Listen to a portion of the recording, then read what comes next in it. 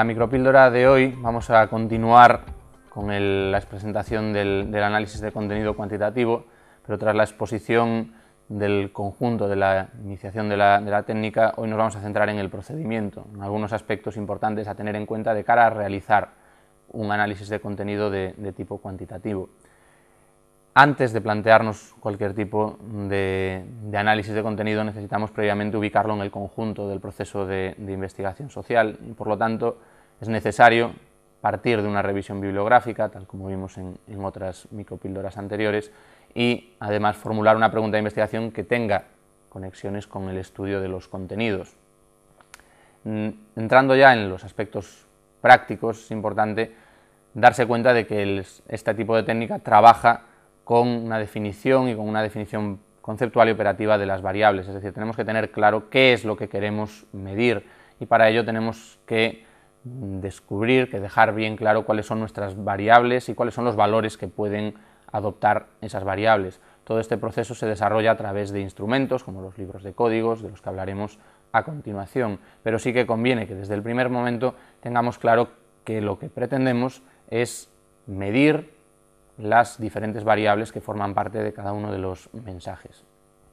Este proceso se denomina operacionalización u operativización.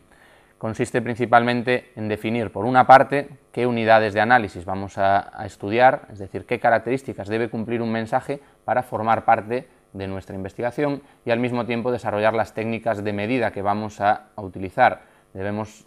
prever, debemos establecer cuál es la forma en la que vamos a estudiar cada una de esas variables y cuáles son los números, los valores que vamos a perseguir, que vamos a estudiar en ese proceso. En un análisis de contenido cuantitativo trabajamos con diferentes instrumentos de tipo práctico. El primero de ellos es el libro de códigos. El libro de códigos es un documento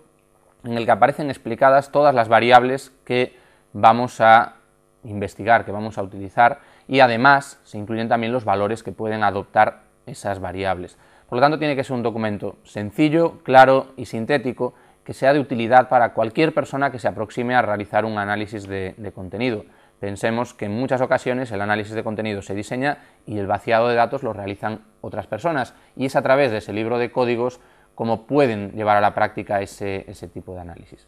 En segundo lugar, utilizaríamos una ficha de análisis, es decir, un documento que recoja todas las decisiones, todos los valores que va adoptando cada una de las variables. Sería algo similar a la hoja de registro de datos de una encuesta.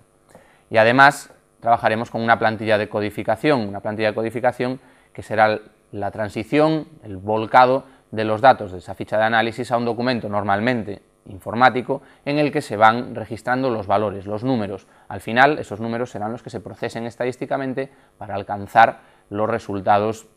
de nuestra investigación. Es importante recordar que las variables, tanto en una encuesta, con preguntas cerradas, como en un análisis de contenido, deben de ser los valores que se ofrezcan de esas variables, deben de ser recíprocamente excluyentes, es decir, no pueden ser dos opciones válidas, a no ser que la propia pregunta lo deje bien claro, deben ser exhaustivas, es decir, se tienen que ofrecer soluciones para todas las posibles respuestas a una pregunta, y además deben ser fiables, es decir, deben transmitir fiabilidad a la investigación, deben proporcionarnos garantías de que lo que estamos midiendo se está midiendo de forma correcta y se tratan los aspectos que estamos persiguiendo. En cuanto a las fases de aplicación, volvemos a apreciar similitudes con otras técnicas cuantitativas. En el primer lugar, tendremos que realizar un muestreo de los contenidos, es decir, tendremos que decidir qué contenidos formarán parte de nuestra investigación. En ocasiones trabajaremos con el conjunto de la población, es decir, con todos los mensajes que respondan a esas características, pero ante poblaciones muy grandes cabe perfectamente la posibilidad de realizar muestreos que siguen las lógicas de los muestreos estadísticos de los que hemos hablado en otras micropíldoras centradas precisamente en esos aspectos, en las técnicas de muestreo. En segundo lugar, es preciso que exista una fase de entrenamiento del equipo codificador.